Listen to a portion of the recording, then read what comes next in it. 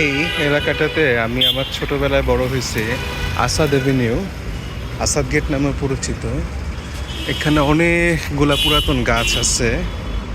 আমি একেবারে ছোটবেলা থেকে দেখে আসতেছি। আমাদের বড় হওয়া এই গাছগুলোর সাথে রিলেটেড। যদিও অনেকগুলা গাছ মারা গেছে, ঝড়ে পড়ে গেছে, বাট তারপরও এই জায়গাটা হুবহু একই রকম আছে। সামনে বামে এটা হচ্ছে চার্চ, মোহাম্মদপুরের যে চার্চ আছে সেই চার্চ। আসাদ এভিনিউ, মোহাম্মদপুর।